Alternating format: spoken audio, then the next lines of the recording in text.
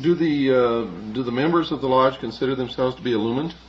All of them do. Without even knowing the definition of the term, the true definition of the term, they consider themselves illuminated. They go around, they have that secret little smile, and they generally talk, no, not generally, they always talk down about most of the other people in the world, and I've even heard grown men refer to fellow Americans, brothers, as profane, simply because they had not advanced through the ritual of Freemasonry. I remember a friend of mine who was a young man who was not a member of the lodge, but his father was. And he had a friend who belonged to another family who was not a member of the lodge, but owned a small business in town. And his small business was being destroyed by the members of the lodge simply because he was not a Freemason, and the business was going to members or lodge brothers. And he asked his father why his friend's family was literally being destroyed by his father and others who professed to be members of a fraternal organization existing for the benefit of the community. And his father told him, and I'll never forget this because it literally crushed my friend.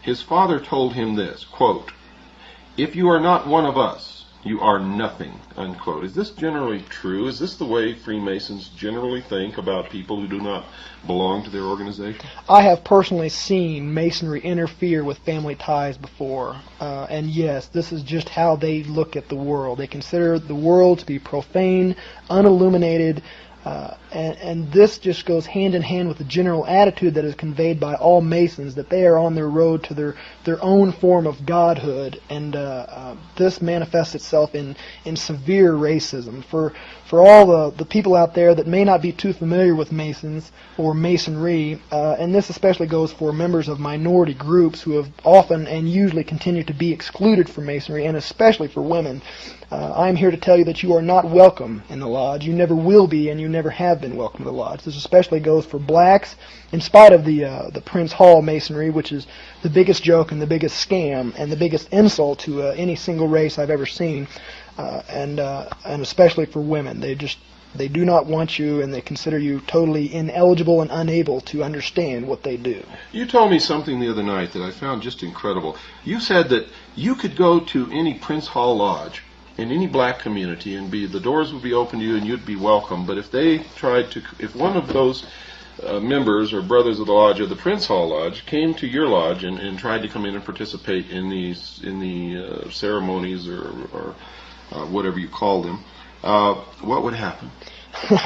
It wouldn't happen. It just simply wouldn't happen. I, as a Caucasian Freemasonry, can visit any Prince Hall Lodge in the country and, as far as I know, in the world. I can also visit any lodge, period, across the world. I've been told through my initiation that I am welcome in any lodge, but this just does not apply to blacks, no matter that. Even if the ritual that they go through, and I do not know this for certain, but I know it's similar, but even if the ritual were exact, even if the same form of quote-unquote illumination that they underwent was exact, they could not ever, and I sit in a lodge with Caucasian Freemasons. I've never seen a black Freemason sit in a lodge among Caucasians, and I don't think I will. Equal opportunity and affirmative action laws are just completely ignored and considered frivolous and a joke by all Freemasons. So the New World Order that they're bringing into being is going to be racist? Entirely. It has an Aryan background, and that is where it comes from. And that's been borne out by our research. Why then would the black community form their own lodges and support the bringing about of a New World Order that is going to relegate them back into slavery? And I might add, along with the rest of us who don't belong to this religion, and it is a religion, why would they participate in something like that? Well, as you've told me yourself, and most people will understand this, the world loves a mystery, and you can control the masses by dangling a secret like a carrot in front of their nose and promising them the answer to that secret if they just merely do what you say and work for you.